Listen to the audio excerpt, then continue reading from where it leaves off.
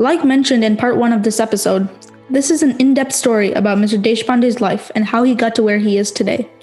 Now, not everything he says will be related to finance, but he illustrates a lot of life lessons that I find personally valuable. He let us know in the comments what your takeaways were. Sit back, relax, and have fun listening. You are listening to the 100 Degrees Kelvin Show, a podcast that breaks down the hottest topics in the world today. It inspires people to make a positive influence on the world around them. I am Siddharth Adda, your host, and I will be bringing you the most important information of our times, as well as sitting with creators to discuss their journey and impact. They say your past shapes your present, so could you please give us a summary of your journey from being a child to now, and how that shaped your career, and any advice you would have for students in middle to high school? Certainly. I was what you call a military brat. My father was in the armed forces. He was a physician. And because of him being in the military, every 3 years, we had to actually constantly travel. So think of it as I went to like 5 different schools before I went to college. It's kind of both good and was good for me today. It was kind of difficult then. Think of it that every 2 years you got to go into a new class, especially you folks might relate to this, is you're trying to make friends from scratch. You're trying not to get in trouble because you're going to get bullied. And then again, you're trying to focus on your studies.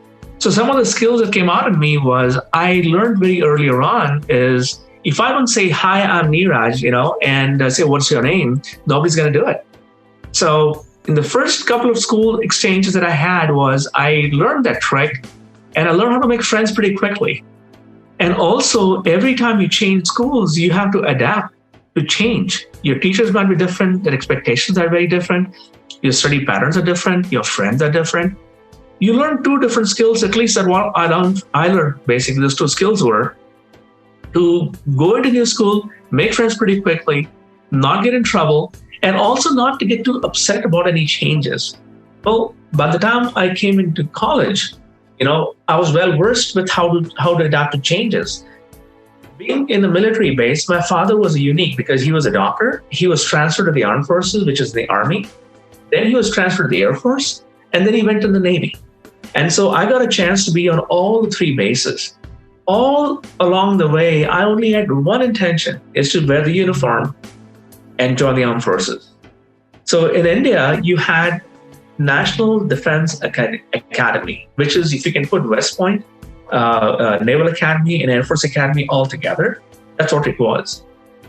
And that was my whole passion. I wanted to join the armed forces. I wanted to join Air Force because that was the most exciting for me. I wanted to be a fighter pilot. So how do you get there?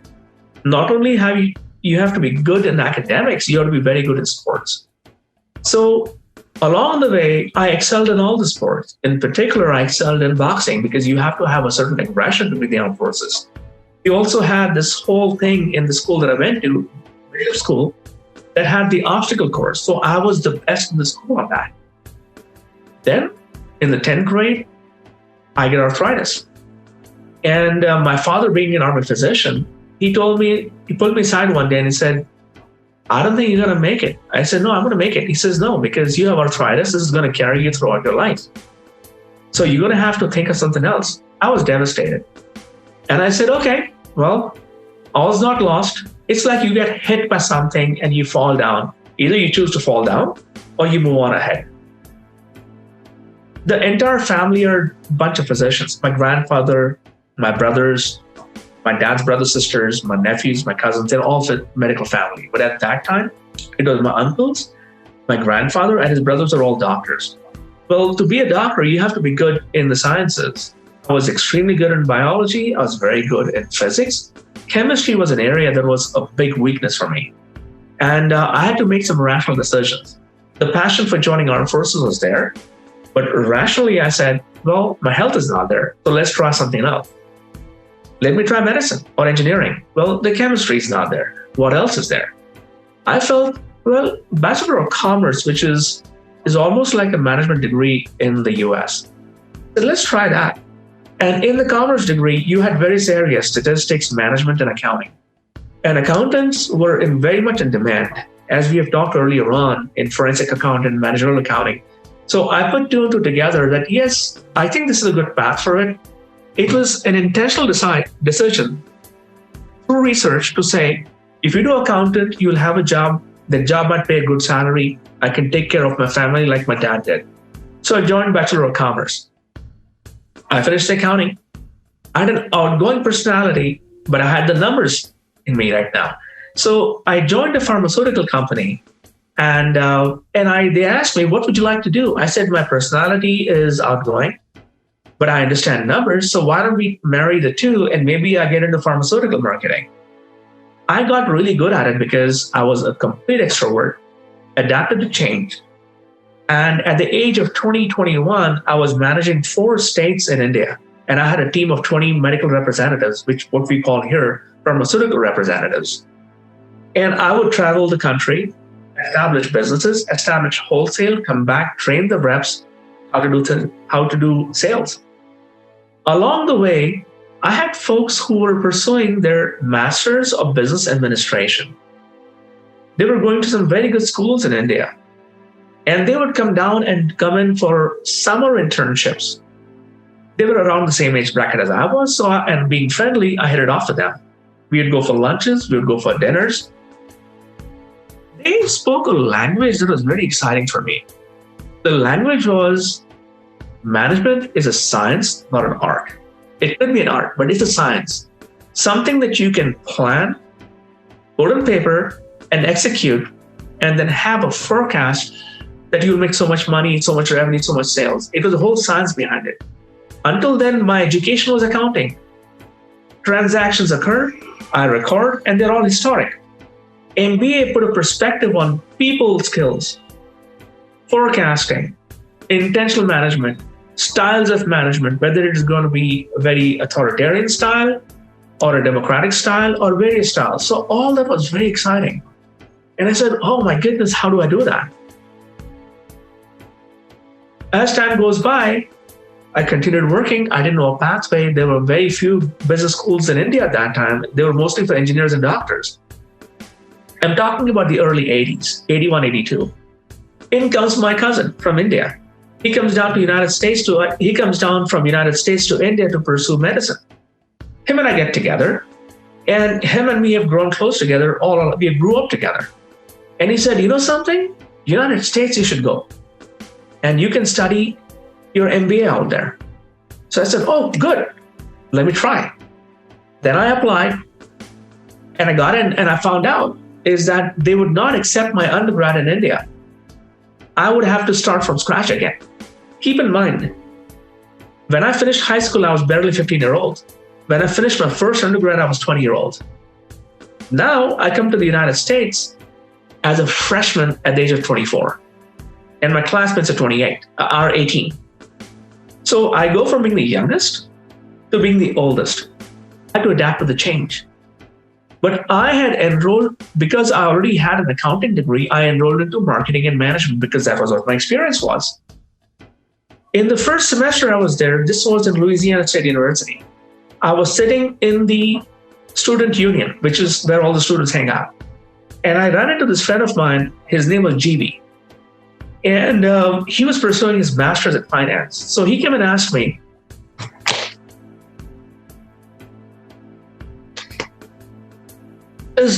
what are you here for? I said, I came for marketing and management. He says, well, I think you're wasting your money. And I said, why? He says, the future is for accounting. You will not get a job with masters in marketing or management or bachelor's. I thought for a few minutes and I said, correct.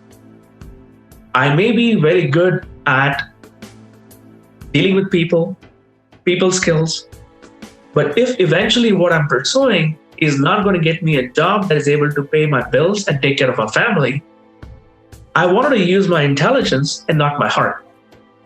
So I quickly pivoted. I remember till this day, this was 1984, I will tell you 1984 September. I was barely in it the fall semester for just 1 month. I quickly went to the advisor and I said, hey, can you change me from management and marketing to accounting? Oh, no problem. And I changed. that led my trajectory. Minding fully well, accounting is a very demanding curriculum. Fortunately, I already had my accounting in India, so it was an easy translation. As I was proceeding, I had to keep my head on my grades and my dedication, and I continued doing my good grades. And then I applied for my Master's of Business Administration. I'm going to tell you another little story here.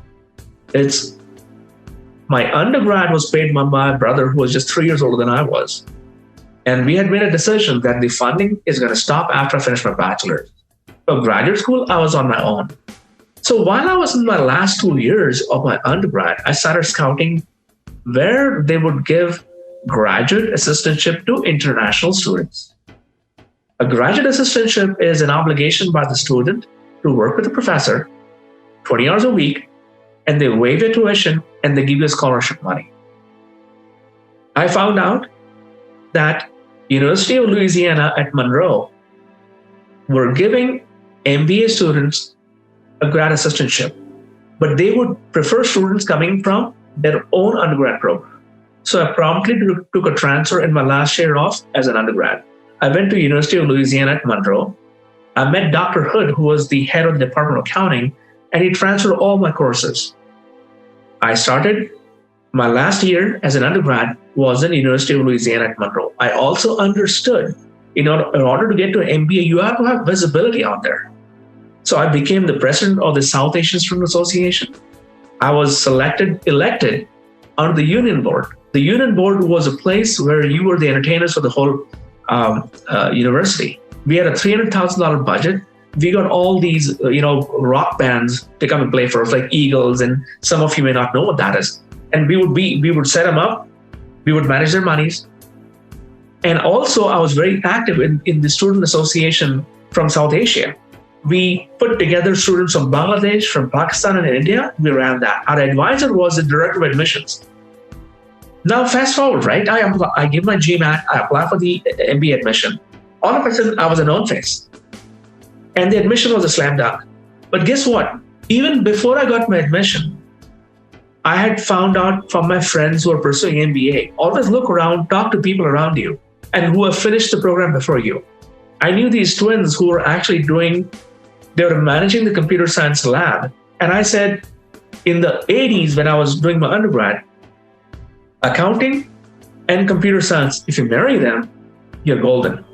If you understand, you don't have to know how to code, but you have to be a good user, understanding how data flows. That would be very good.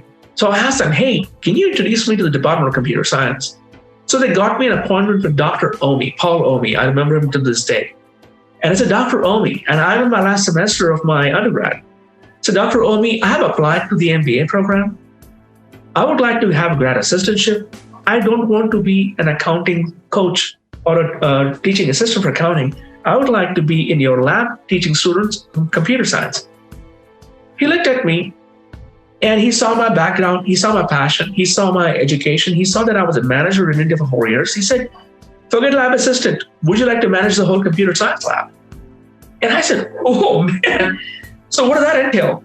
That entails running the entire computer science lab, and you will have 25 lab assistants working for you, and you will make more scholarship money than the folks on grad assistantship.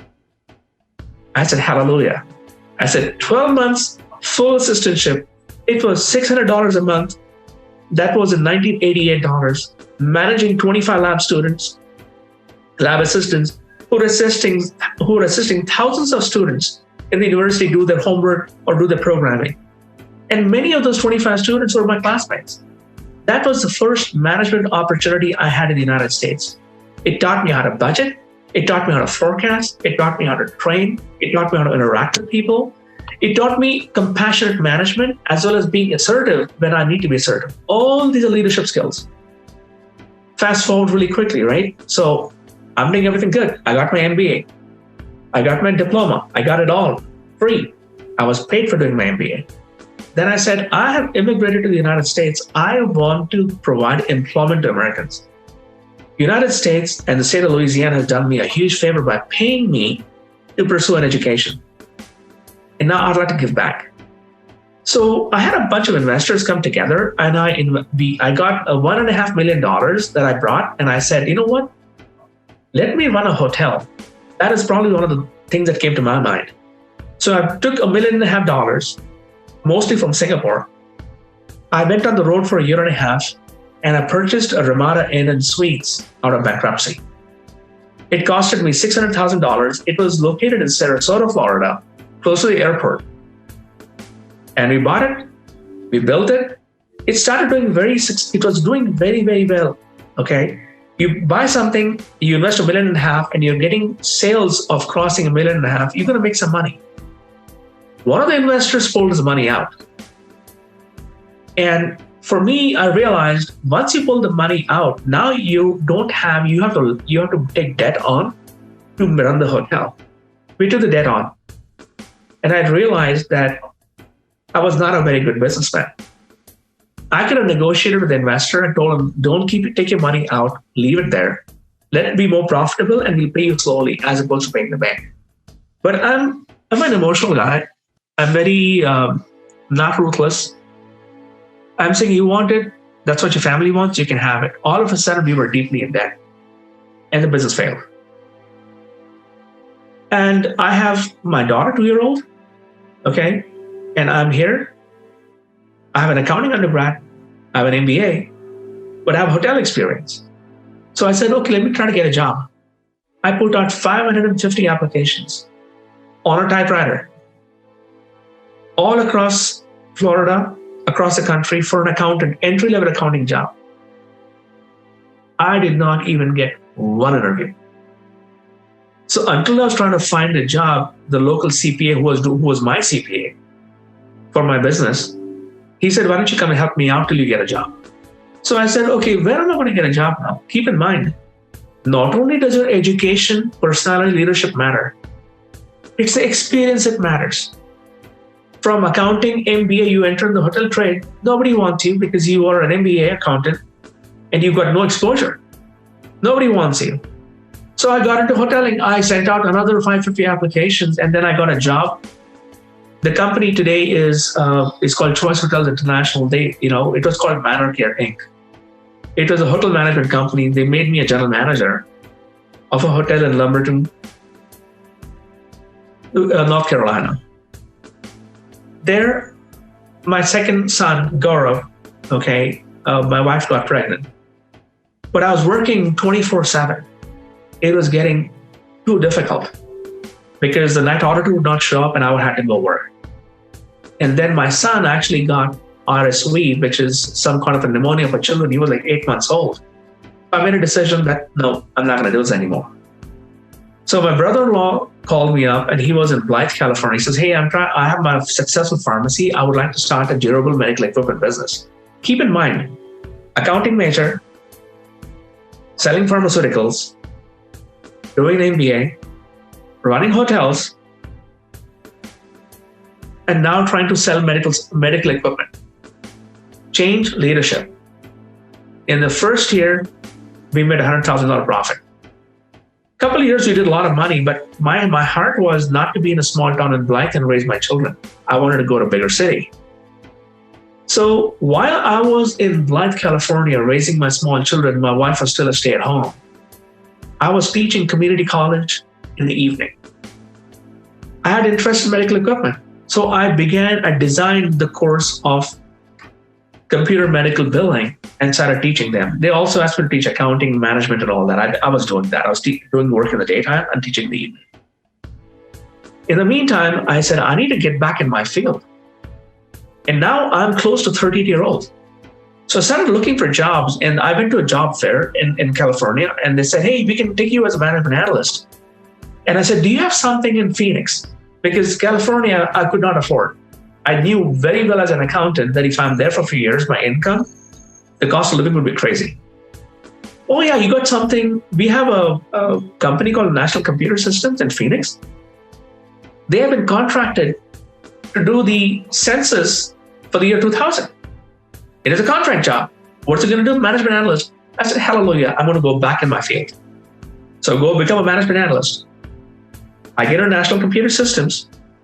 Then I find out that they're going to close the shop down. So someone told me, hey, there's internet and it has got monster.com. The first job site that was created for jobs, I put my resume in there. I'm telling you, within 1 week's time, I got called. Somebody made a mistake thinking that I have 3 years of experience. I literally had 9 months. They called me at America West. I called them and I said, are you a recruiter? Are you America West? They said, I'm America West. I said, okay, good. They liked me. They asked me, hey, what's the net present value? Now, keep in mind is that was a hurdle question that they'll ask you. Whenever you educate yourself in finance, accounting, whatever, understand the base concepts, because they'll start asking you, what's your name? What do you study? And suddenly they'll throw you a curveball. They'll ask you this question. So if you don't have your fundamentals really strong, make them strong. So I told them what net present value was. Oh, good. We'll call you for an interview. They called me at America West. It was my dream in India to, be part of the airlines. It was glamour. You get free tickets. You can fly all over the place. I was all excited. I went in the morning at 8 o'clock and I finished interviews at 5 o'clock. It was a full day of interviews, right from human resources. And literally, while I was there, when they were asking interview questions, it fell back into my MBA days. It's called case management. They have case studies. They would say the profits are going down, fuel prices are going up. So I would whiteboard all those things. They liked me. I got hired. While I was there, I was wanting to be active in the community because I wanted to make friends again, right? I'm new to Phoenix. So I went back to my old school days. Hi, I'm Neeraj. Who are you? So I found out that there is a Maharashtrian association where I come from in India. And they were looking for people who would volunteer to be on the committee. I raised my hand up. So all of a sudden, an entire year, I'm on the committee. And I was running it because, leadership was now natural for me. Understanding the treasury role, understanding how do you get your members, and how do you communicate. In there, I had a member out there who told me, oh, you're so smart, you have leadership style, you should join the government. I said, what is it? He said, hey, you join the Office of Management and Budget, which is the brainchild in Maricopa County. And you go there, then you get high visibility. So show me how. I applied. 2.5 years of nonstop applying, eventually they hired me. I tell you, I don't give up. That is what I want. That's what I'm going to go after. The first time I applied, no response. Second time I applied, they called me for an interview. Didn't happen. Third time they applied, there was a panel interview at each time. There were like 9 people interviewing me, all throwing questions at me. After they were all done, I said, here, is there any reason you would not want to hire me? It threw them off, actually. I said, I want to leave the meeting room here to make sure, at least in terms of job, that I can bring something more to you than the other person can bring. That impressed them. Next thing I knew, I was in front of the deputy county manager, second in command, and I was hired. Along the way, I did the same thing. My first year there, I was voted the budget analyst of the year because I showed dedication. There was stuff I did, kind of cool stuff, right? I mean, they were copy pasting pictures onto their 1,000-page budget book, and I just taught them how to link it. Very simple. Take an Excel sheet, paste link. Every time the numbers would change, the budget document would change. They thought I walked on water. They moved me from administration to managing health, and I moved around quite a bit. And soon, I was the lead guy to implement and execute an enterprise-wide budgeting system and as well as a performance management system. I was a lead guy. Now, keep in mind, I had computer science background, I had the accounting background, I had the operations background in hoteling, and I partnered with IT. And the entire county, we changed the budgeting system. I was front face. Next thing I knew is they were looking for me to join Maricopa County Environmental Services as the deputy director, number 2. Small agency, 200-300 people. And they interviewed me, hired. I was there for a couple of years. Things went well, but I wanted to get back into finance. So I looked around, and while I was in the county, I realized one thing. I had MBA, I had a BBA. I did not have any experience in government management and accounting. So there was a certified public manager program by John F. Kennedy's, I think there's a ASU in downtown, I forget the name now. That's the program I joined. A 9-month program. I went through it all. I became a certified public manager that teaches you government finance, government accounting, government operations, government HR, amongst other things. Then I said, I want to get back to my own field. So there was an opportunity in Department of Veteran Services for a chief financial officer. I applied for it. I got it. And as we progressed along, the state of Arizona was doing a new financial system called Arizona Financial Information System. As usual, I'm an accountant, but I'm friendly also. And so I would reach out. I reached out to the Federal Accounting Office, and I started going for lunches with them. They were the central office overseeing the entire state's accounting. I built relations with them. And I said, how come I'm not at the meetings where you're discussing what to do next? Oh, they said, you have to be in a very large agency. I said, define a large agency. Oh, in the state of Arizona, we break them into two pieces. We say, one is large, and one is small agency. Department of Veteran Services is a small agency.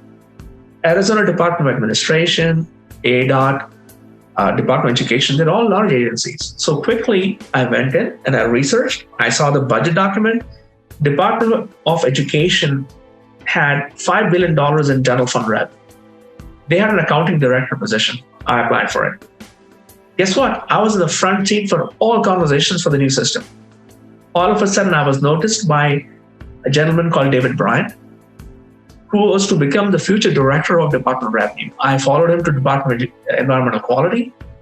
When he became director of Department of Revenue, he called me there because he saw I was good. So I came in as an assistant director out there of taxpayer services. Mind you, I'm not a tax expert, but they wanted a person with management skills, operation skills, leadership skills, listening skills, and having empathy for people and making people grow and get the fullest potential. I ran taxpayer services. The first task I was given was when we call the call center, it takes 45 minutes to pick up the phone. I was challenged by the director to make it in 1 minute. I had a presentation after a year of taking over. We brought it down to 23 seconds. I gave a presentation to the cabinet. Did good. They wanted my expertise in administrative services, which is overseeing finance, procurement, and all that. I took it over. Very recently, the Department of Revenue had a surprising change. The director and the deputy director were no longer required in their position. I'm saying this very politely. And they had to move on. They had one more deputy director there. He was made the director of Arizona Department of Revenue. He was hired as an interim. When he was hired, I promptly called him. I said, if you need any assistance, no strings attached, I'm there to help you. I said, you are going to do the job of 3 people now. Your job, the director's job, and the deputy director's job. This tells you a skill of being a team player. If the team's short of 2 players, don't give up. Tell the captain, I'm in. I'm in this for the win. Immediately, we had another assistant director out of nervousness, she left. Then I said, I'll take that on, I'll do admin services. Within a week, he came back and told me, would you be interested in taking the number 2 spot in the entire agency as an interim? And we will see how you do. And if you do well, you'll become permanent. You'll be number 2. I said, sure. So at the present moment, I'm the interim deputy director for Arizona Department of Revenue, the number 2 guy in the state of Arizona's tax agency. I'm overseeing admin services. I'm overseeing procurement. I'm overseeing procurement services. Process admin, taxpayer services. I mean, the list is crazy. I'm doing 12 hours a day of work. I know I have to backfill many of my positions. But the reason I want to tell you folks, this is my story here, is that if you go back to time, if you haven't had a chance to kind of have an organic build of a character in building friendships, being outgoing, being honest, being happy for the others, being a team player, and supplementing that with the education, and not just follow education with a passion. Do your due diligence and research. Go to Bureau of Labor Statistics. Find out the passion you're following. Is it going to pay your bills or not in the future? And then make a conscious decision. What do you want to do? Look back today. My son is in his master's of software engineering. My daughter is pursuing her doctor of pharmacy degree. She still needs money from me for day-to-day living. My son has to have help in terms of his living expenses. If I chose my passion, I don't take care of my children, then my kids are going to go in debt. And that's what brings me to today's topic is all of you who are listening to this. Today, I'm 61 years old. I started my life as a worker when I was 20 years old, all the way studying. What are the things that worked for me? And what are the things that did not work for me? You'll probably understand from this entire conversation I'm having with you. And having said that, I wish nothing but the best for all of you. Your generation is the best and the brightest I've seen. You have an amazing journey ahead of you. United States is an amazing country with unlimited potential. I say that to everyone I speak to. All humans have unlimited potential. All they need is a little bit of passion, some guidance, and an intentional way of doing the next steps. Whether you join college or whether you make friends, think the whole thing through before you just jump into it. Having said that, I want to thank you for this opportunity to kind of present my life to you. Thank you. I just wanted to give like a short summary. I think the main points that Mr. Deshpande talked about was about never giving up, having like an outgoing personality, like you're a team player, so you can get connections and information. And whenever you make decisions, you want to, have informed decisions. You want to have information, which builds up on the previous, outgoing personality point. And really, having an idea, you never want to just wing it. You always want to be able to, have a plan in mind to make sure that, you know what you're doing. And it was a really inspiring story, Mr. Deshpande. Thank you. Thank you very much. Financial literacy is extremely important for the modern world, and with rising student loan debt, is more important than ever. What is your opinion on the most important sections of financial literacy? So let's talk about financial literacy and student loans. Financial literacy literally means is how much money do you have? How much money are you going to spend? How much money do you save? How much will you have to pay in the future? Overall, making sure that you don't borrow more than you earn, and all those things put together. So let's focus very specifically on a situation where some of you will be entering into college. I hope all of you will go to college. When you go to college, you can have either you get scholarship money, or your parents pay for it, or you take a student loan. So let's focus on the student loan aspect of it. If you're taking a student loan, and you're taking a loan of, let's say, $10,000, know fully well that that loan actually has interest attached to it. Interest could be as high as 7%, which means when you get $10,000 as a loan today, the interest is added on to it. And the longer you take to pay, the more the money becomes, the more the obligation is.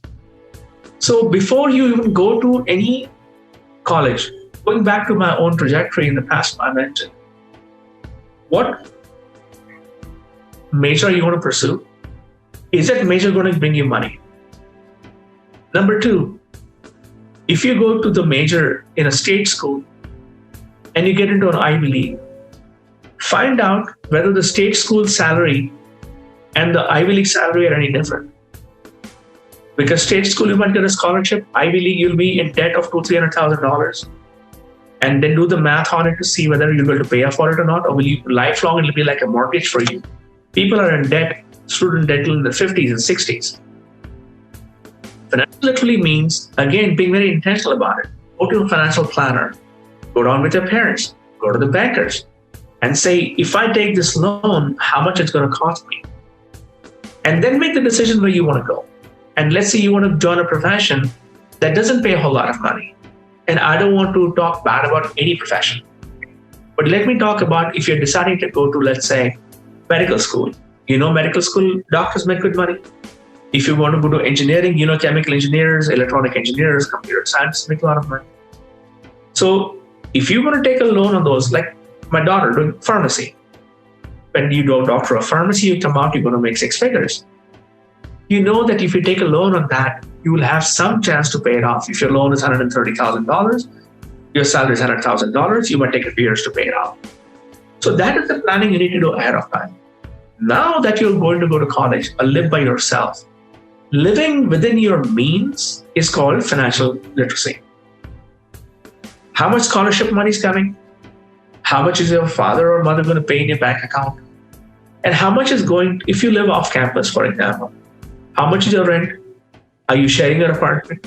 How much is your electricity? How much are you paying for your internet? So taking a list of all the expenses, looking at the bank, looking at bank statements. Now you have it online. You can go check on daily balance. Making a plan that if you have $100 coming in every month, you don't spend 101. That's financial literacy. Understanding that when you borrow money to pay it back, sometimes it can become double. That's financial literacy. Having a good handle on money at an early age is very good. Some of you may want to ask your parents to open a small checking account for you, even before you go to college. And tell them that you're going to put money every month in there, and you use that to do your movies or go with your friends to hang out in the mall whenever the COVID is behind us, okay? And then that'll teach you. This much is coming, this much is going.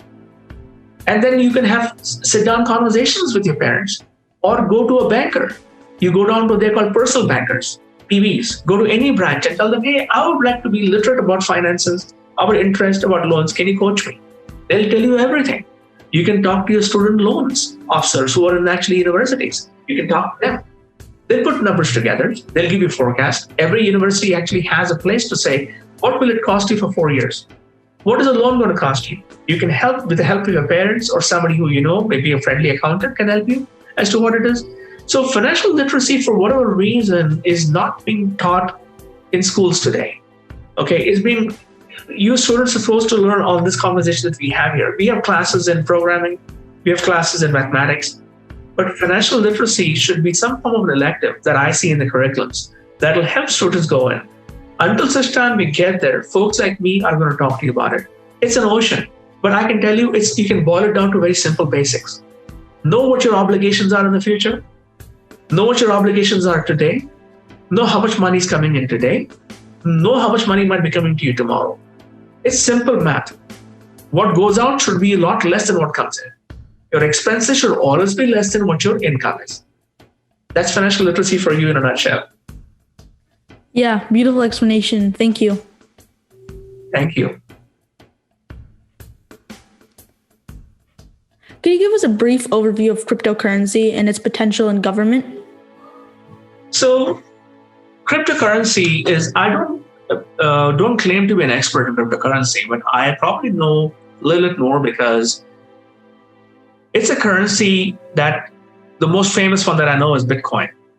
And me as an individual, I have my skepticism on its value in the current state and government. I don't know in the future. Things might actually change. So let's just take the Bitcoin, for example. The Bitcoin actually has volatility, which means that the prices could go up or they could even drop.